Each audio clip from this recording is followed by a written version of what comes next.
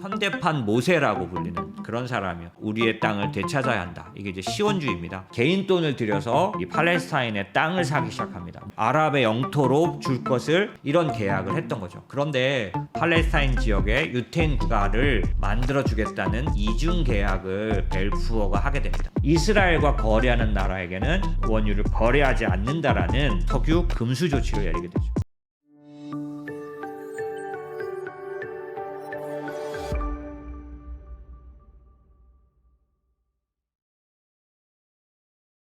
오래된 전쟁이지만 결코 끝날 것 같지 않은 전쟁이 어떻게 시작됐는지, 어떤 근거를 갖고 있는지 얘기를 드려보겠습니다.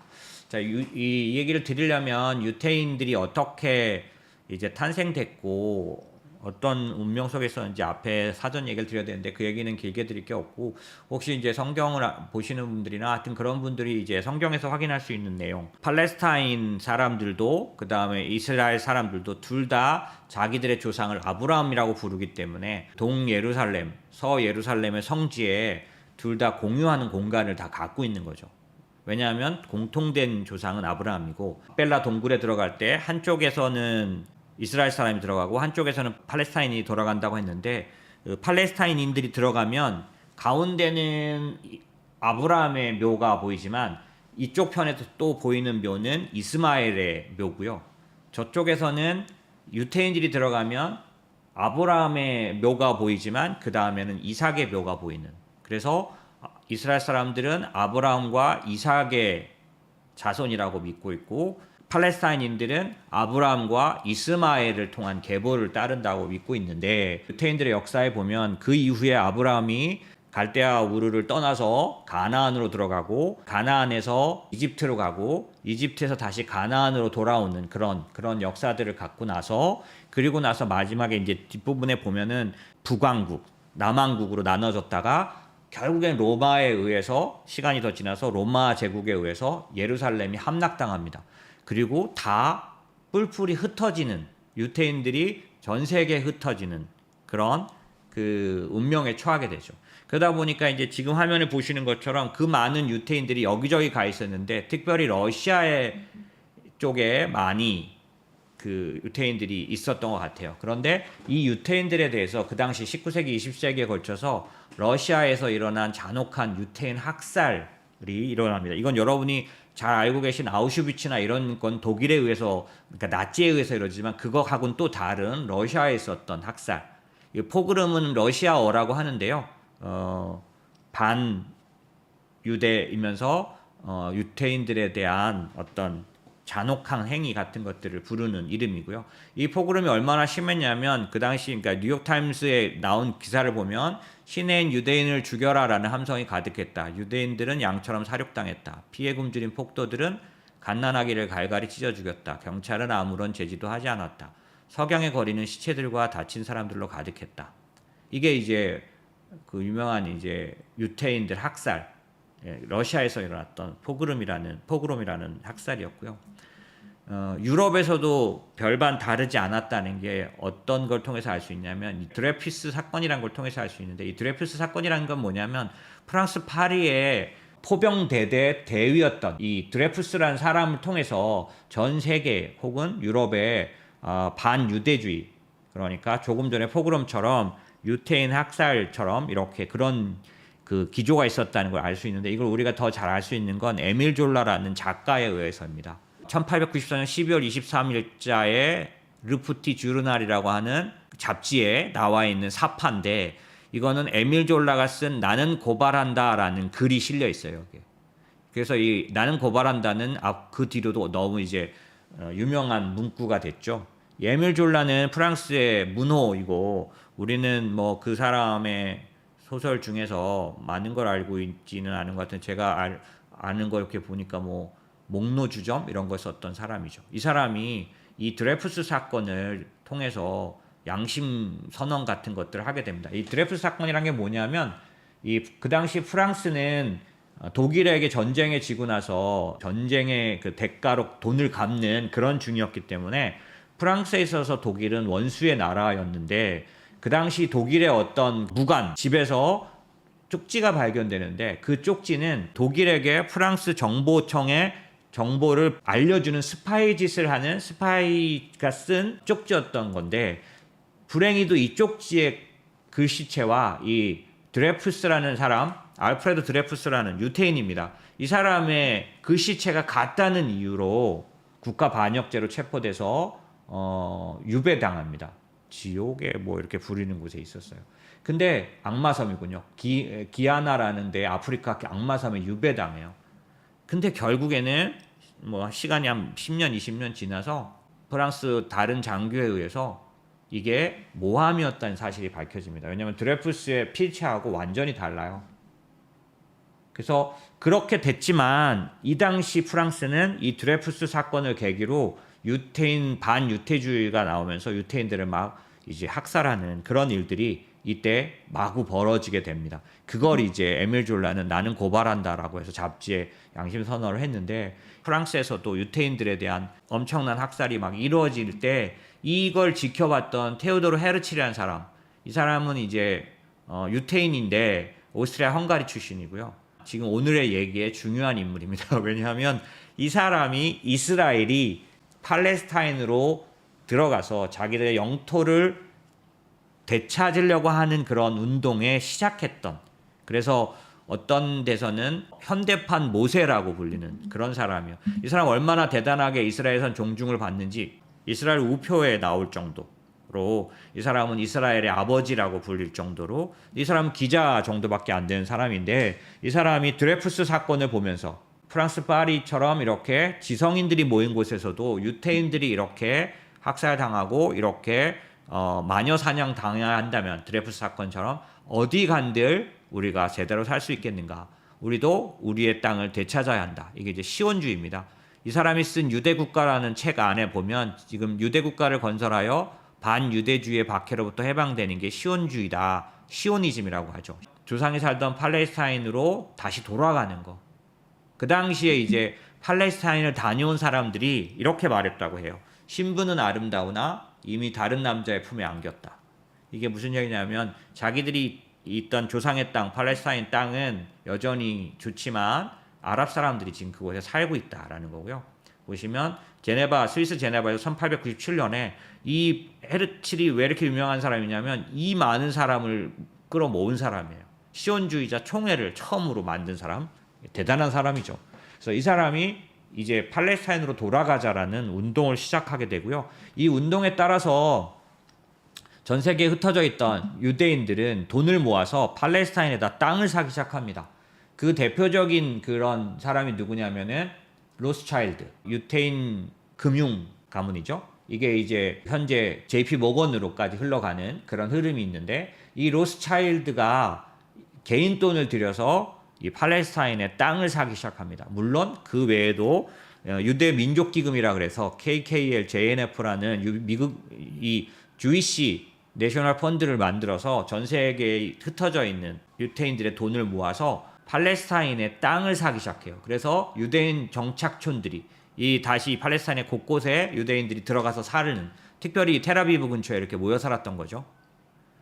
이때부터 1914년도 정도에는 유대인 정착촌이 이렇게 군데군데 생기기 시작했던 겁니다. 이 운동을 시작했던 사람이 이 사람이기 때문에 그래서 우표에도 들어갈 정도고, 이제 돈을 들여서 사고는 있었지만 미약하죠.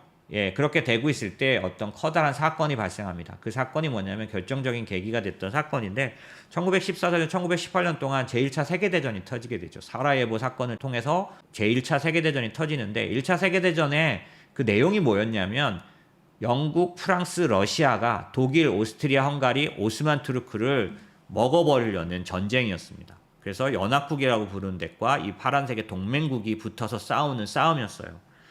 제1차 세계대전임에도 불구하고 기억에 많이 남아있지는 않으실 겁니다. 어쨌든 이런 전쟁이었는데, 이러다 보니 영국, 프랑스, 러시아는 독일, 오스트리아, 오스만이란, 특히 이 중동, 지금의 중동 지역을 전체적으로 다스렸던 오스만 투르크, 오스만 제국을 상대해야 되는 상황이 됐었기 때문에 결코 쉽지 않은 전쟁이었던 거죠.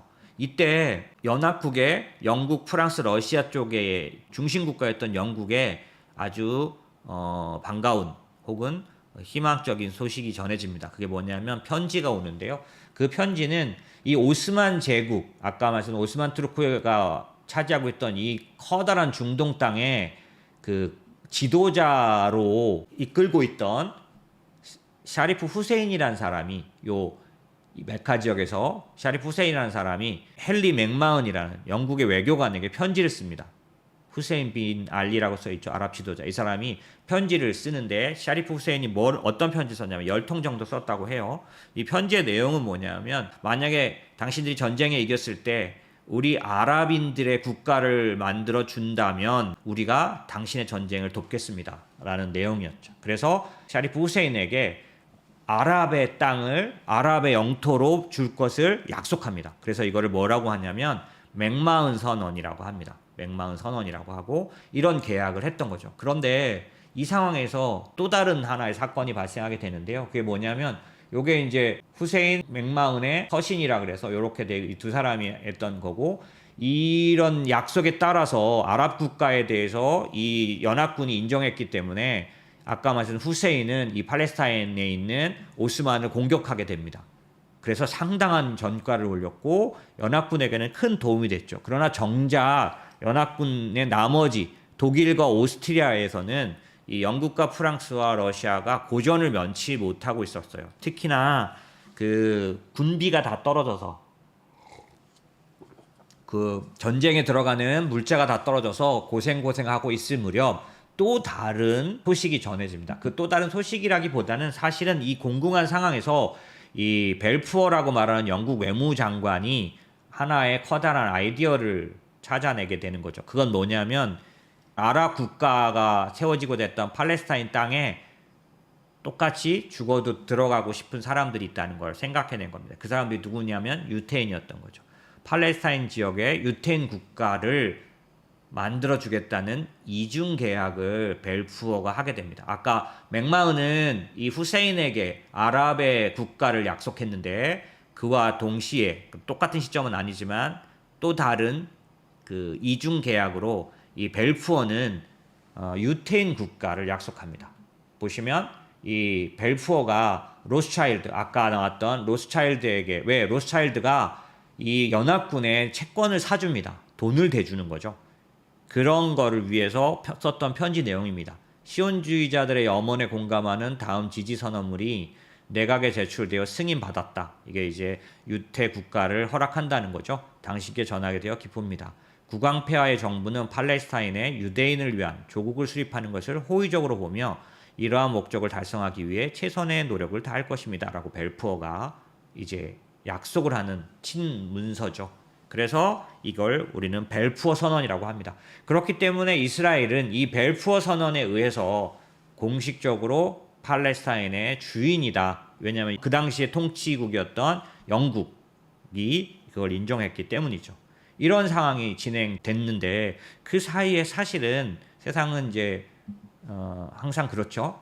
이 연합군, 아까 보여드렸던 이 프랑스, 영국, 러시아 연합군은 이들에게 이중 문서를 통해서 아랍과 유태인들에게 이스라엘에게 각자의 국가를 약속하면서 자기들은 그와는 전혀 다른 협정을 맺게 됩니다. 이게 사이크스 피코 협정이어가지고 영국의 대표와 프랑스 대표가 사실상 가졌던 계획은 자기네들이 중동 땅을 분할 소유하기로 비밀 협상을 이미 갖고 있었던 거죠.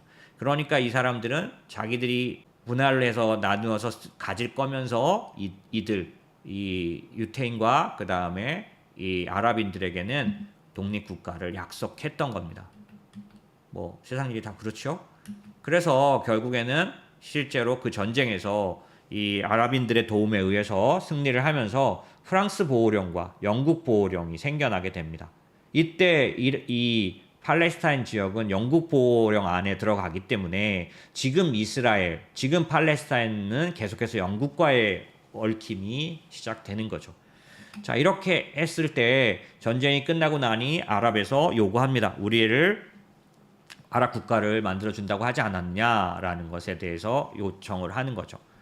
하지만 이 영국은 그들의 손을 들어주지 않습니다. 그들은 아무래도 여러 가지 면에서 이들이 더 유리하겠다 생각했던 것 같아요. 그래서 유태인이었던 시온주의자였던 허버트 사무엘이라는 사람을 고등 판무관이라고 해서 팔레스타인 지역의 통치자로 보내게 됩니다. 결국에는 유태인들의 국가를 인정한 뜻이 된 거죠. 그런 면에서는 유태인들에게는 공식적인 땅을 부여받은 역사적인 사건이기도 한 겁니다. 근데 그럴 무렵 아돌프 히틀러가 등장하죠. 그 당시 그 상황에서 독일의 아돌프 히틀러라는 모를 수가 없는 사람이 나와서 엄청나게 유태인들을 아우슈비츠로 보내면서 대놓고 이제 학살하는 그런 일들이 벌어지죠. 그렇기 때문에 이 아돌프 히틀러의 학살을 피해서 너무나 많은 유태인들이 자기들의 땅으로 내정됐던 팔레스타인으로 다 이동을 하게 됩니다. 그렇기 때문에 그런 상황에서 팔레스타인은 아주 난리가 나는 상황이 됐던 거죠. 왜냐하면은 그 땅의 원래 주인이라고 느끼고 있는 팔레스타인 사람들에게 있어서는 너무나 많이 몰려들어온 유대인들에 의해서 자기들이 뺏기는, 그 다음에 자기 자리를 놓치는 그런 것뿐만 아니라 영국이 유태인 땅을 공식적으로 인정하는 그런 행동 때문에 1936년에는 팔레스타인 자체 시위대가 민중 봉기를 하게 됩니다. 그러다 보니까 이 민중 봉기에 의해서 영국은 또다시 유태인들의 땅이 아니라, 유태인에 대한 나라가 아니라 너네들의 나라도 인정하겠다라는 그런 약속을 하게 돼요. 그러니까 이스라엘 유태인들은 어떻게 하냐면 분노하죠. 자기들한테 약속했는데 또 다른 약속을 하니까. 그래서 그 분노에 대한 표시로 1946년에 킹 데이비드 호텔이라는, 이게 이제 영국의 그 이민지를 관할하는 관청이죠. 이 관청인 킹 데이비드 호텔을 폭파시킵니다. 사실상 다 허물어뜨려 버렸어요. 이런 사건이 나자 영국은 두려워지기 시작하고 골치가 아파지기 시작합니다.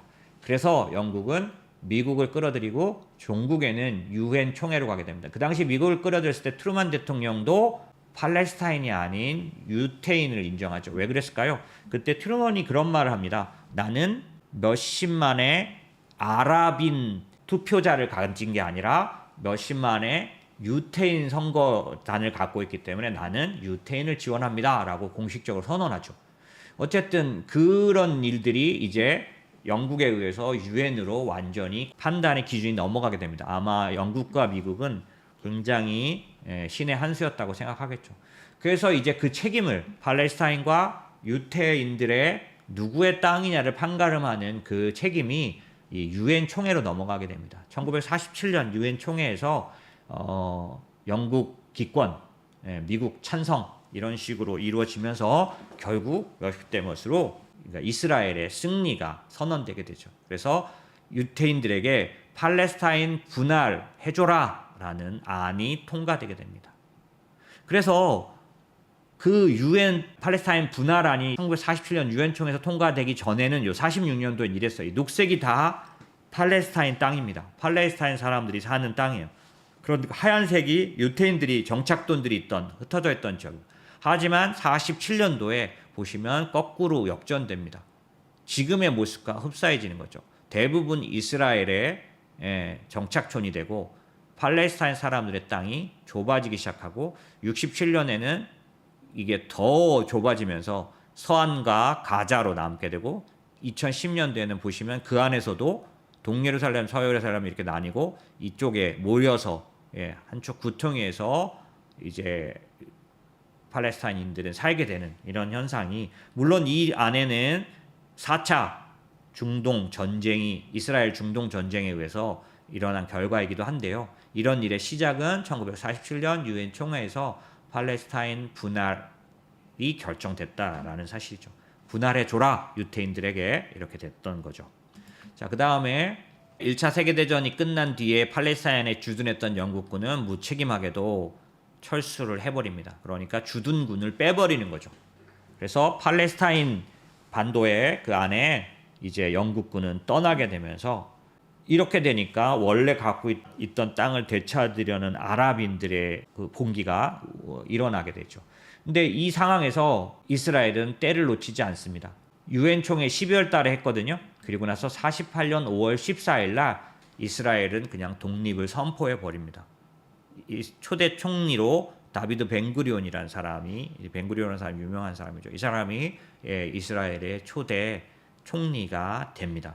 이러면서 이스라엘 독립을 선포해 버리자 이 이스라엘 독립이 선포된 날 기다렸다는 듯이 아랍 연합군이 이스라엘을 침공합니다. 48년 5월 15일쯤 되겠죠. 48년 5월 14일 저녁입니다.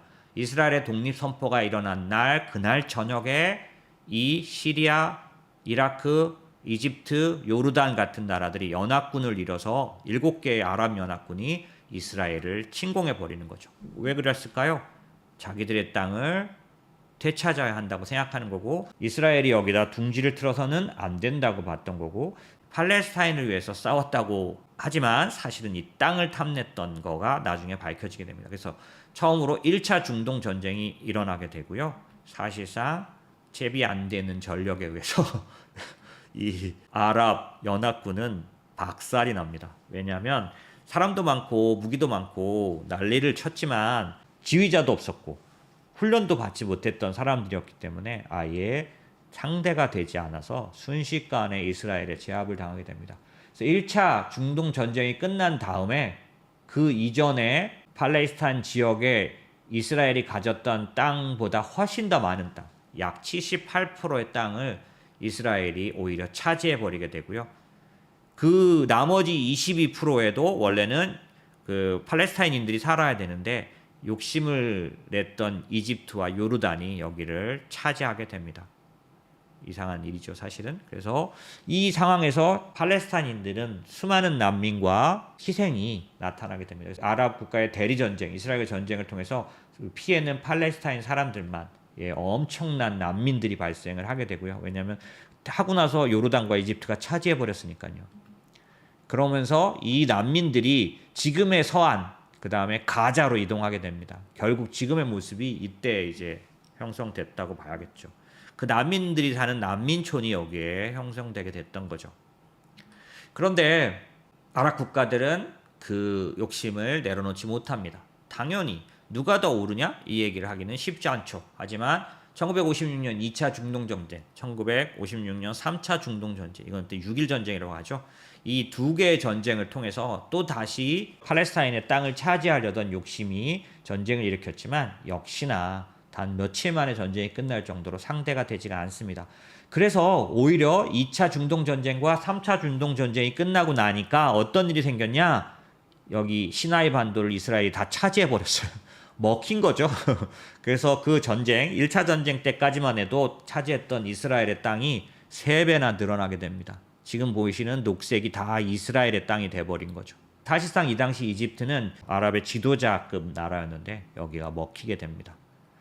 이게 3차 중동전쟁까지 일어나죠. 그러니까 아랍인들은 견딜 수가 없죠. 1967년 8월에 아랍연맹 정상회담이란 걸 합니다. 카르툼 결의라고 하고요. 3가지가 결정되죠. No peace. 그러니까 평화는 없다. 이스라엘과. 그 다음에 No negotiation. 협상은 없다. 그 다음에 No recognition. 이스라엘을 인정하지 않는다. 이 3가지입니다. 평화는 없고 협상은 없다. 이스라엘은 인정할 수 없다.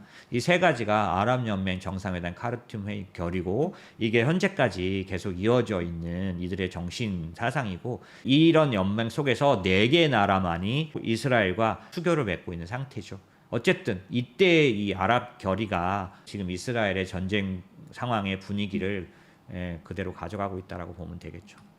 그런데 이때 이집트 대통령이었던 안와르 사다트라는 사람이 버릴 수 없는 욕망을 갖게 되죠. 왜냐하면 아까 보여드렸던 것처럼 이 이집트 시나이 반도를 다 빼앗겨 버렸기 때문에 얘를 되찾아야 한다라는 엄청난 그런 열정과 노력을 시작합니다. 그래서 이집트 대통령은 이전에 그 중동 전쟁에서는 어떻게 됐냐면 다 상대가 안 됐으니까 이번에는 꾀를 내서 아랍 국가들에게 도움을 요청합니다. 우리가 전쟁을 하는데 니네가 도와달라. 어떻게? 석유 금수 조치라는 것들을 내리게 됩니다. 이게 제1차 오일 쇼크의 원인이었죠. 뭐냐면 이런 겁니다. 1973년 4차 중동 전쟁이 발발 이후에 아랍 산유국들이 이스라엘과 거래하는 나라에게는 원유를 팔지 않는다라는, 거래하지 않는다라는 뭐죠? 석유 금수 조치를 내리게 되죠. 그러니까 어떻게 될까요? 많은 나라들과 거래를 안 하게 되니 생산이 줄어서 유가가 급등하는 오일 쇼크가 오게 되는 거죠. 이 상황을 이스라엘은 견딜 수가 없었습니다. 왜냐하면 그러다간 죽을 수도 있고 엄청난 사태로 들어갔기 때문에. 그래서 결국 메나헴 베긴이라는 사람도 사실 이스라엘 총리였던 메나헴 베긴도 엄청난 강성 쪽이었는데도 불구하고 견딜 수가 없어서 지미 카터의 알선에 의해서 사다트와 3명이 모여서 협정을 냅니다. 이게 캠프 데이비드 협정이라는 거죠. 지금 이스라엘에게 있어서 중요한 아까 앞에서부터 됐던 벨푸어 선언이라든지 이런 것처럼 아주 중요한 협정 3가지 중에 하나입니다. 캠프 데이비드 협정. 이거는 이스라엘과 이집트의 평화 협상을 지미 카터가 중재했던 거고요. 요거에 이제 의해서 요 두 사람은 아마 노벨상을 탔던 것 같습니다. 어쨌든 캠프 데이비드 협정이 되고 나서 이스라엘에 잠시 평화가 찾아옵니다. 이 아랍 땅에. 그런데 그것도 잠시였고요. 1981년 이 사다트 노벨상을 탔던 이 안와르 사다트 대통령이 공식 석상에서 암살당합니다. 이 사건은 너무나 유명했던 사건이었는데 사열을 하던 우리나라 국군날 같은 때처럼 군인들이 이렇게 뭐 우양우 해가지고 이렇게 지나가는 그 상황에서 병사들 4명이 나와서 사다트 대통령을 사살해서 암살하는 사건이 발생합니다. 그래서 지금 현재 중동에서는 이런 말이 있죠. 중동에서 평화를 이야기하는 자 목숨을 부지하지 못한다. 왜냐하면 아나르 사다트도 피살당했지만 그 뒤에 이스라엘 쪽에서 똑같이 같은 평화를 주장했던 이츠하크 라빈이라는 사람도 피살을 당하죠. 이게 라빈 총리죠. 아시다시피 이스라엘 라빈 총리인데 이 사람도 평화 협정을 가져왔던 사람인데 95년에 이스라엘 청년에 의해서 피살당합니다. 이 사람 말고도 아라파트의 그 피에로의 아라파트도 교살당하죠. 평화를 가져왔던 사람이었는데 어쨌든 평화를 강조했던 그러니까 피에로를 극단 무장 조직에서 평화로운 어떤 당으로 끌어가던 그 무렵 그 아라파트도 암살되죠. 독살당합니다. 어찌됐든 중동에서 평화를 이야기하는 자 목숨을 부지하지 못한다. 이게 지금까지의 피해 역사죠. 아까 말씀드렸던 그 오슬로 협정에 참여했던 이 라빈도 이 피살을 당함으로 해서 평화를 가져오려고 했던 사람들은 계속해서 피살을 당한 일들이 일어나게 됩니다. 이때 이제 원래는 그 이스라엘의 적이 아니었던 이란, 지금 이란의 참전이 얘기가 많이 나오고 있는데 그 이란이 옛날부터 이스라엘 반유태주의는 아니었었죠. 왜냐하면 1979년 전까지는 친미 쪽이었습니다. 왜냐하면 팔레비 정권, 여러분 혹시 기억나실지 모르겠는데 팔레비 왕국, 이란의 이전 그 근본 봉건 왕조를 유지했던 팔레비 왕조가 있었는데 이쪽은 완전히 친미였어요. 그래서 트루먼이나 이런 사람들하고 이렇게 아주 친하게 지내는 상황이었죠. 그런데 이때 이슬람 혁명이 오게 됩니다. 사실은 기억나는 거는 지미 카터가 여기 이란에 와가지고 팔레비 왕조를 너무 칭찬하면서 이란 사람들의 반감을 사서 이슬람 혁명으로 갔다. 1979년 이슬람 혁명이고요. 이슬람 혁명의 구호는 억압받는 자를 해방시켜라 라는 거였고 이 중심에 호메이니가 있습니다. 아야톨라 호메이니라고. 호메이니는 아마 여러 번 좀 들어보셨을 텐데 이 호메이니가 종교 지도자인데 정치까지 아우르게 되면서 이란은 급변해서 이제 이전의 이란이 아닌 국가로 바뀌게 되죠. 억압받는 자를 해방시켜라. 요것 때문에 이란은 아직까지도 팔레스타인의 이스라엘을 대적하는 포지션을 갖고 있습니다. 왜냐하면 이들이 보는 억압받는 자가 팔레스타인 사람들이기 때문이다라고 이들은 표명하고 있는 거죠. 그래서 이란은 전형적으로 아까 처음에 보셔드렸던 것처럼 4개 무장 조직도 지원할 뿐 아니라 팔레스타인에 있어서 이스라엘을 쫓아내고 독립을 그러니까 지원한다라는 입장을 아직까지도 견지하고 있죠. 피에로의 의장이었던 이 사람은 팔레스타인 자체 이 사람들 속에서 나온 무장 조직, 그러니까 자체 한거 무장 봉기입니다. 아라파트는 팔레스타인 자치정부 수반이지만 이 사람은 원래 팔레스타인 쪽에서 나왔고 나중에 기본적으로 그 레바논에다가 기지를 두고 있다가 피에로는 이렇게 보시면 여기 레바논 땅에서 두고 있다가 나중에는 이 사람이 죽고 나서 현재 자치기구를 만들고 그러면서 이제 팔레스타인의 자치기구장이 됐지만 그 전에는 피에로라는 팔레스타인 해방 기구를 무장 조직으로 이끌고 있었던 아라파트가 아까도 말씀드린 것처럼 오슬로 협정을 하기 전에 어떤 일을 저질렀냐면 여러분 기억하실 수도 있는데 뮌헨 올림픽 참사를 일으킵니다. 이게 피에로가 아라파트가 저질렀던 일이고 피에로의 작품이에요. 뮌헨 올림픽은 뭐냐면 1972년 뮌헨 올림픽에서 11명의 이스라엘 선수를 무참하게 살해시키는 요 검은 9월단이 피에로 산하의 무장 조직이죠. 그래서 이들이 이스라엘 선수 11명을 무참하게 살해합니다. 이건 뭐 전 세계적인 사건이었죠. 그래서 뮌헨 올림픽 아직도 이제 이거를 기리고 뭐 이렇게 하는데요. 이 이스라엘은 참지 않습니다. 그래서 이 피에로의 근거지였던 레바논 수도의 베이루트를 지금 보시는 것처럼 융단 폭격합니다. 아예 레바논 자체 그 베이루트를 아예 그냥 폭파시킬 정도로 대대적으로 침공하게 되는 거죠. 결국 레바논에서는 피에로를 팔레스타인 해방기구를 내쫓게 됩니다. 레바논에서 피에로는 축출되죠. 이때 이제 쫓겨난 시아파 사람들이 헤즈볼라를 만들었다고 제가 말씀드렸죠.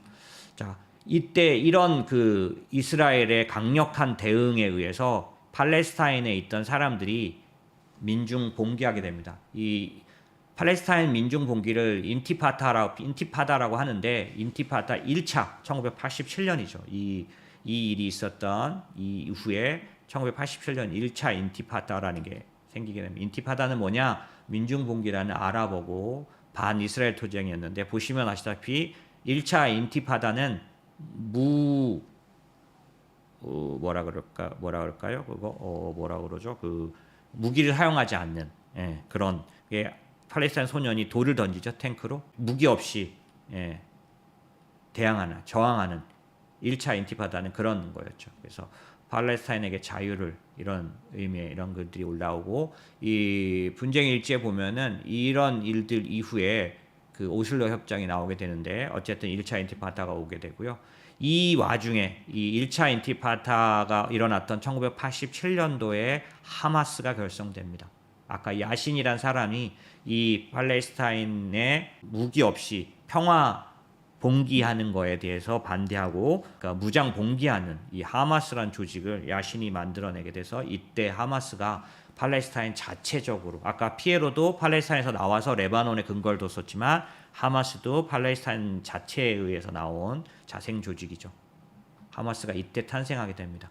그런데 이때 또 하나의 문제가 생기는데 뭐냐면 소련이 해체가 되면서 소련이 없어지죠. 러시아로 바뀌면서 이때 수많은 유태인들이 이 팔레스타인으로 돌아옵니다. 200만 명이 소련에서 팔레스타인으로 돌아오게 되죠. 이게 엄청난 그 문제거리가 됐기 때문에 이런 어떤 팔레스타인들의 저항을 해결하기 위해서 전쟁을 끝나자는 의미로 8개월간 협상을 해서 오슬로에서 이번에는 빌 클린턴 대통령의 중재로 라빈과 아라파트와 빌 클린턴이 오슬로 협정이라는 걸 맺게 되죠. 이 오슬로 협정에 의해서 이 오슬로 협정은 어떤 내용이었냐면 이스라엘 생존권을 인정한다. 팔레스타인이 살 수 있는 영토를 합법적으로 제공해라. 이스라엘은 영토를 제공하고 팔레스타인은 이스라엘을 인정해라라는 거죠. 폭력을 포기하고. 이걸 인정받아서 요 세 사람 이 아라파트하고 그다음에 라빈하고 시몬 페레스라는 이스라엘 대통령까지 지낸 사람입니다. 총리 대통령 했던 요 세 사람이 그 다음에 84년에 노벨상을 수상하게 되죠. 평화상입니다. 자, 오슬로 협정으로 팔레스타인 자치정부가 이제 아까 처음 말씀드렸던 그 파타 지금 현재 팔레스타인의 서한 지구를 관할하고 있는 자치정부가 만들어지죠. 첫 자치정부는 피에로의 수장이었던 아라파트부터 내려오는 그 자치정부였는데 그 파타가 다스리는 이런 일이 시작되게 됩니다. 자치정부가 서한과 가자를 이끌게 되죠. 현재는 좀 다른 구조를 갖고 있습니다. 서안에 A존과 B존과 C존이 있는데 A존은 18% 정도를 차지하는데 팔레스타인들만 삽니다. 그리고 팔레스타인 자치정부가 다스립니다. 하지만 나머지 B존은 22% 정도 차지하는데 여기는 팔레스타인들이 살지만 치안은 이스라엘이 합니다. 세 번째 C존은 60% 정도의 땅인데 이스라엘이 다스리는 땅이죠. 50만 정도의 이스라엘 사람이 살고 있습니다. 이렇게 서안은 이런 식으로 현재 구성되어 있는데 이런 식으로 공존하고 있는 거죠. 자, 그래서 서안 지구에 자리 잡았던 이스라엘 정착촌이 아까 소련에서도 돌아오는 그런 사람들에 의해서 보시면 처음 시작할 때하고는 다르게 4배 정도의 이스라엘 정착민이 급속도로 늘어나게 됩니다. 동예루살렘도 이제 마찬가지지만 서안 지구에 급속도로 이스라엘 정착민이 증가하게 되면서 이게 갈등의 씨앗이 됐던 거죠. 그래서 이 상황에서 라빈 총리가 아까 오슬로 협정 보여드렸던 이 오슬로 협정의 라빈 총리가 이스라엘 청년에 의해서 암살됩니다. 그 뒤에 들어온 사람이 지금의 총리 네타냐후입니다. 당연히 그 평화를 주장했던 라빈이 죽고 나왔으니 네타냐후는 어떤 사람일까요? 강경 우파입니다. 지금도 마찬가지지만 시오니즘을 극단적으로 인정하는 그쪽에 속한 사람이죠. 그러니까 이스라엘의 지지를 받았겠죠. 어쨌든 이때부터 팔레스타인 땅에는 더 이상 평화가 없는 그런 시기로 바뀌어 가는 거죠. 그때 이제 동시적으로 그 다음에 연결해서 강경주의자들이 상당 부분 이스라엘의 정치를 이끌어갑니다. 그 중에 극우 정치인이었던 아리엘 샤론이라는 사람, 이 사람이 좀 사고를 쳤기 때문에 기억할 만한데요. 하지 말아야지 될 짓을 한 것 같습니다. 아리엘 샤론이라는 사람이 경찰을 데리고, 이 사람은 이제 야당 정치인인데 경찰을 대동하고 요 스모크, 그러니까 여기가 어디냐면 아라크사 성전. 그러니까 아라크사 성전은 무함마드가 승천했다고 이스라엘 사람, 그러니까 아랍 사람들은 믿고 있고, 이스라엘 사람들은 여기서 아브라함이 이삭을 바쳤다고 믿고 있는 그 지역입니다. 이게 아라크사 성전이 양쪽에게 너무 중요하긴 한데 사실상 팔레스타인인들에게는 정말 너무너무 중요한 성지인데, 여기에 아리엘 샤론이 경찰을 대동하고 여기도 들어오지도 말아야 될 텐데 들어가게 돼요. 이제 들어갈 때 이 팔레스타인인들이 계란을 던지고 저항합니다. 그러자마자 이 아리엘 샤론이 발포 명령을 내리게 되죠. 그래서 엄청난 사람들이 이제 죽게 됩니다. 이스라엘의 대응이 워낙 강성파들에 의해서 주도되다 보니, 네타냐후나 아리엘 샤론 같은 사람에 의해서 되다 보니 너무 강경하게 대응하게 되면서 이거에 대한 저항으로 제2차 인티파다가 시작되긴 하는데요. 이때 어떤 일이 있었냐면, 이 보시는 것처럼 이렇게 이게 이제 영상으로 지금 이렇게 우리가 볼 수 있는 모습인데, 이 팔레스타인 아이가 아빠 뒤에 숨어 있다가 12발인가 맞고 죽어요. 그런가 하면 이스라엘 경찰은 이렇게 이 대항하는 팔레스타인 아이들, 돌 던지는 아이들까지 체포합니다. 그러다 보니까 12,000명의 아이가 수감되어 있는 상황이었던 거죠. 이런 상황이 일어나니까 아까 말씀드린 2차 인티파다가 일어나게 되고, 그 사이에 하마스 같은 데들에 의해서 대표적으로 2000년, 2003년 동안 자살폭탄 테러 100건이 발생합니다. 이때 처음으로 이 땅에 자살폭탄 테러가 등장하고요.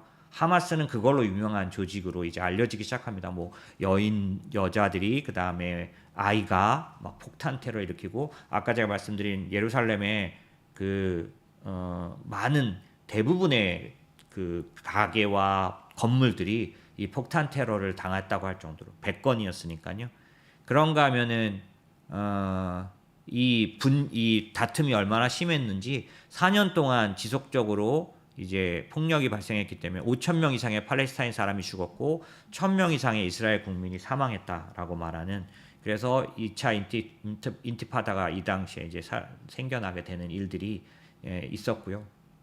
이거에 대해서 이스라엘 사람들은 방지하고자 어떤 일을 하게 되냐면, 이렇게 보시는 것처럼 서안 지구에 이 팔레스타인인들이 사는 지역을 아예 벽으로 막아버립니다. 이게 높이 8m, 총 길이 800km의 장벽을 설치하게 돼요. 그래서 아예 팔레스타인인들을 가둬버립니다. 이런 식으로 가둬버리고 여기에 물자가 못 들어가게 하는 바람에 이 가자나 이 서안 지구 쪽의 사람들이 땅굴을 파요. 땅굴을 파서 음식과 물자를 조달받는 그런 모습들이 사진에 많이 나옵니다. 보시는 것처럼 그런 식으로 이스라엘은 강경 일본도에 대응을 해나가고 있었던 거죠. 그럴 무렵 이런 일들이 생기기 시작합니다. 이제 보복으로 인해서 2014년 6월에 3명의 이스라엘 10대 소년들이 살해된 채 발견됩니다. 그러자 당연히 이스라엘은 어떻게 할까요? 보복극으로 팔레스타인 소년 10대 소년을 불에 타 죽인 모습이 공개되게 됩니다. 이렇게 서로 대항해 가면서 가자 지구에 이제 보복으로 이스라엘이 6만 명의 지상군을 투입하는 거죠. 이게 50일 전쟁입니다.